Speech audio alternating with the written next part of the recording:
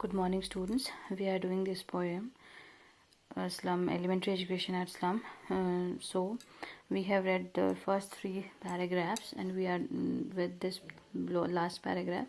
So what we have read till here, we have read that that how slum schools and slum areas are deprived of basic facilities of education, of nutrition, and all other things.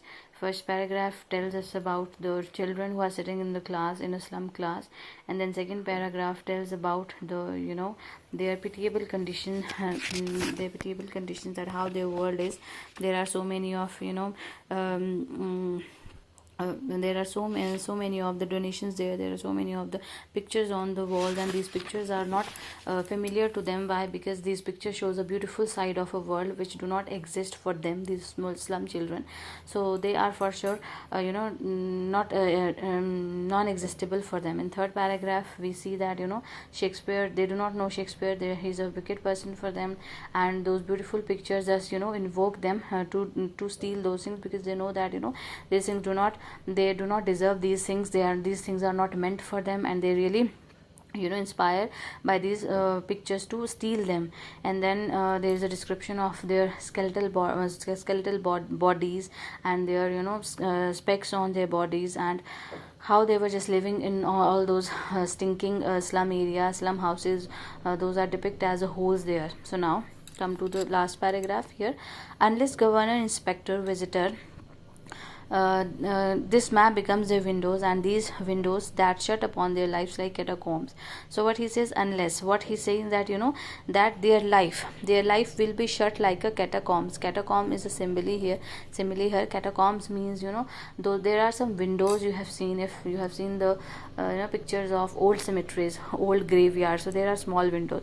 So he's saying that poet is saying that their life would like those catacombs for always, if unless until those governors, inspectors, and visitors would not come forward to help them, and then they would open, and unless they would not open the windows, windows for them, which will make them unable to see the maps. See, in the first paragraph, these windows refers to their slum areas, that these windows, they are able just to see their world, which they see through the windows, and they see through the windows the foggy and the stinking slum area. So now poet is saying here that through these visitors, through these inspectors, they will be able to look through the windows, look beyond the windows, and what they will look the maps depict the beautiful side of the world. So they will be able to look at the beautiful side of the world.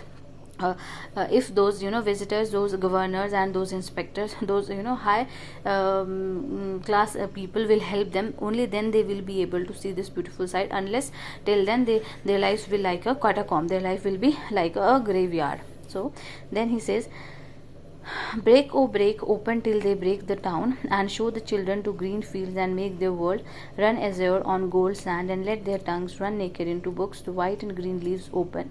History theirs whose language is the sun. So what he's saying, break, oh break, open till they break the town. So he's telling those children that break those chains, break those chains, and break till you are able to see break that town. What town is here? Town is a slum area. That slum area, that he is telling those children that you have to break those chains, you have to get out of those chains until you break the boundaries of the town, and then you will be able. And he's telling those governors that you should help them to break those chains, and then show these children the green field, because these children have not seen the beautiful side of the nature, the beautiful side of that world. So if those chains will be broken, this chains will be broken by those inspectors, by these children, by these slum children, then they will be able to show those green fields, and make their world, like running azure. Azure is a sky here, so running into the open sky and on the gold lands. Gold sand is a beautiful land. So he's telling those inspectors that they should help these children to to break those chains, and they should let those children to see the beautiful side of the world, that is of green sky, blue sky, and the beautiful golden land. Why? Because they are not able to see the blue sky at all. Their sky is covered with fog. Their sky is of gray color, lead color, and their land is also of black color, narrow streets without air and sunlight. So he's telling them that these governors should come forward, these government should come forward to help them to break those chains, to come out of their stinking towns, and to run into those green fields, and to see the white sky, blue sky, and to run into those lands, and let their tongues run naked into the books, the white and green leaves open. And he's telling them, that let their tongues run naked. What does it means? That it is that, let their minds run naked, let them read all the books which they can read in the white and green leaves. White and green, white is referred to the the pages of books, and green leaves are referred to the greenery of the world, to the beautiful world, that that these governors should help them, and they should let them run open into the fields. They should let them to study as much as they can, to provide them books properly, and to just live, to let them live in a beautiful greenery, green field. Then in the last line he's saying, then history theirs whose language is the sun. So he's saying that history is those people create history whose language is the sun. That means that whose language is a healthy life. Those who are living the healthy life, only those people can make a history. Okay, so sun here refers to the healthy life. Okay, because they are deprived of the sunlight. So that is why poet is saying that that history belongs to those people only who led a healthy life. So that's how your this poem ends here. This poem is important, and this poem is very little bit tricky. I have told you that there are so much of the poetic devices used here. So just read this poem again and again very carefully. Now let's come to the first paragraph. I have told you that there are so many of the metaphors, and there are similes are used here. First metaphor I have told you here, that like rootless weed, this is the simile, this is imagery, that here children faces are compared with the rootless weed. So this is a simile here, this is imagery used here. And then the paper seeming boy is a metaphor. Why? Because here that the thin boy is compared as thin as paper. So his frail body is compared as to paper. Okay, and then the stunted unlucky here of twisted bone. Okay, I have told you this. And then come to this paragraph here in second paragraph, painted with fog. It is also a metaphor here used. Why? Because their future is painted. Their future is here compared to the paint of fog, that their future is written as the fog. So here this comparison is also a metaphor.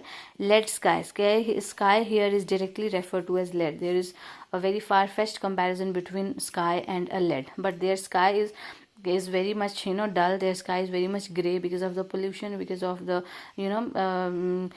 scarcity of sun. So that is why their sky is of gray color. And then star of words, it is also a metaphor. Here words are referred as to stars for them, because they are far-fetched like stars. As they could not reach the stars, like they could not reach the words, they could not reach the proper books. So this is also a metaphor used here. Then come to this next page here. Cramped hole, their slag heap, these all are metaphor used here. Like bottle bits on stone, it is a simile here. Okay, these all things are metaphor here. Their bodies are referred to as slag heap. Their houses are referred as crumpled hole, because their houses are not properly built. They are just like holes, small holes. Okay, and then in this last paragraph, their lives are compared here to catacombs, that the way they are living, that is that they are living like as if they are living in a catacombs. I have told you what does it mean. This meaning is also here given to you. Okay, and in last paragraph, history theirs whose language, it is also metaphor, and metaphor is also used here. And let their tongues run naked, this is also metaphor, and this is also personification here, because tongue cannot run. Okay, so it is a personification also, and it is also a metaphor. So I have told you these poetic devices, keep them in your mind. They are important sometimes in MCQs, because poems are also asked for MCQs. So in MCQs the question can be asked by you, that that give the poetic devices used in this paragraph. So write these poetic devices, and you can search for the rest of the poetic devices if there are. So read this poem very carefully, and we will do this question part in a next class.